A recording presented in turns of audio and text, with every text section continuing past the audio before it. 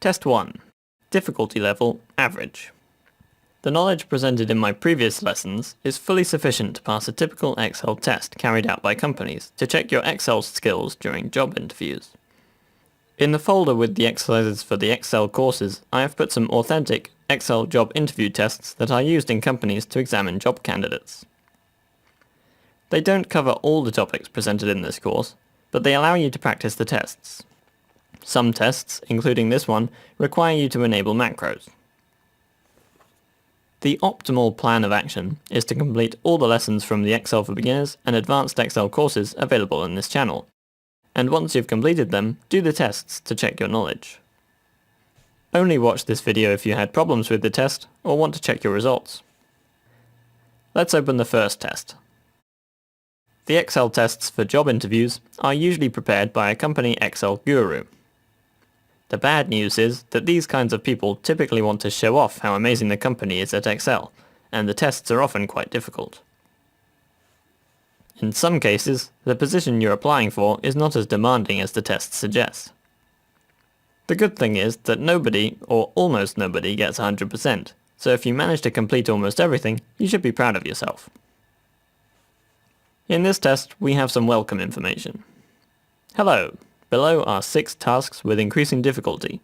You have 15 minutes to complete the test. Follow the instructions exactly, details are very important. Good luck. Press OK. Let's read the instructions. Only enter the calculations and results into the fields with a green background. The first task. These are prices with 23% VAT in column C. Calculate the price without VAT, rounded to USD of the first product. If you plan to count up the price here, you'll get caught in the trap made by the creator of this test, because this is the 7th product, not the first, and between rows 10 and 17 there are other products because freeze panes have been used in this file. To see the first product, just scroll. Click on the cell and calculate the price. The price with VAT divided by 1 plus the VAT percentage, or simply 1.23. The price is $243. You can ignore the cents because they will be rounded down. Then enter the result here. The test immediately shows the confirmation that we are correct. Task number 2. Calculate how many units of sample products were sold. The sales volume is in the units column. Use the autofilter. We have no choice here because the method of calculation has been imposed. We have to use the autofilter. We're interested in the text filter, contains, and the word sample.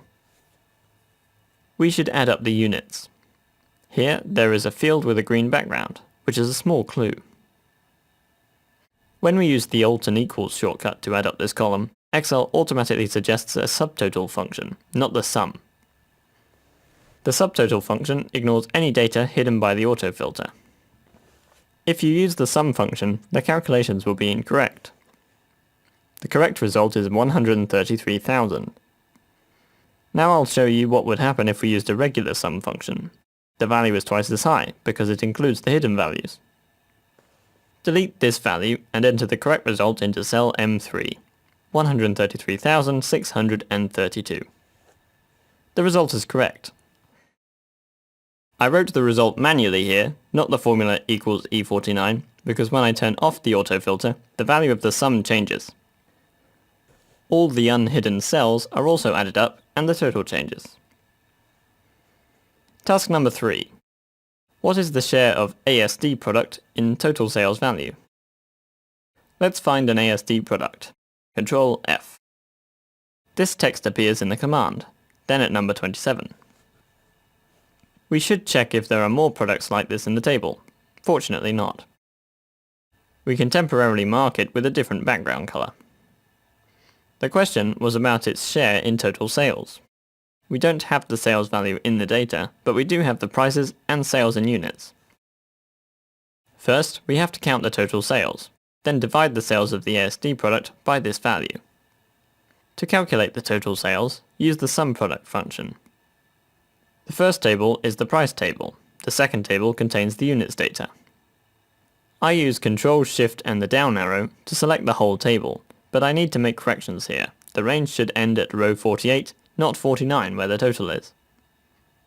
The function will multiply all the units by all the prices and add the results up. The result is given as a percentage, but at this point I don't care about the format. Now I'll calculate the value of the sales of the ASD product. Units multiplied by price. Now divide the ASD sales value by the total sales value, and the result is 3.8%. I'll rewrite the result in the answers table, and the test shows my answer is correct. As we were asked to only make changes to the green fields, I'll delete the background color. Task 4. Which product has the highest percentage margin? Input the product number to the results. We could calculate the percentage margin by dividing the price minus the cost by the price. Copy the formula to calculate the margin for all the products. To find which product has the highest margin, I'll use a rank function.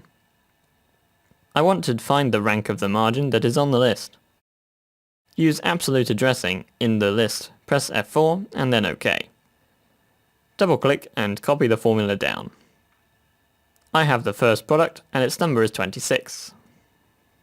I'll write it in the table with the answers and it's correct. I'll leave the calculations as requested. Task 5. Find the costs values for the products in the table on the right hand side, S10 to U20. Input the total of the units costs in the results sheet. So, for these products we need to find the costs from this table. My guess is that the author of this test wants us to use a VLOOKUP function. Lookup value, this product. Table array, this table. Column index number, the cost is in the third column, and the range is 0, as usual. My guess is that the font is the same color as the background, but it's an obstacle we can cope with. Copy the function down and look at the instructions again. Enter the sum of the single costs into the results table. Now add up the costs. Because rounding wasn't mentioned, I'll input the exact value. This is a good answer. Task 6, the last one. Change the text you have seen when the file was opened and write whatever you want. Whatever you want seems limitless, but in actual fact you should probably make sure that what you write is politically correct, polite, and acceptable by the corporation. So we have to stop the overwhelming desire to enter kvjkjk or ass and enter, for example, your first and last name, thank you, please, good morning. Any of these will do. To go to the VBA, I use Alt plus F11. Find the macro that shows the initial text. Behind the word hello, I'll enter my name. I can check what the changed message looks like by pressing F8. Yes, indeed, I have managed to change the text. That was what this task was about, so I can stop the macro and close VBA. Here I can write that I have completed the task. The test checks the answers, so the correct results must be in this file. But a desperate job candidate could try to look for the results instead of solving the test in the right way. Let's have a go. Better focus on the test. You are not allowed to change this cell. Better focus on the test. What a nice welcome message. But there is also a link to cell IT2, which is somewhere near the end of the worksheet. I enter IT2 in the address field, and it takes us to a hidden column. Unhide it.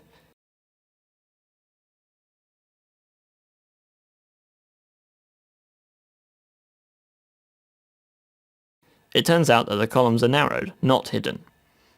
We find another link, this time to cell T2.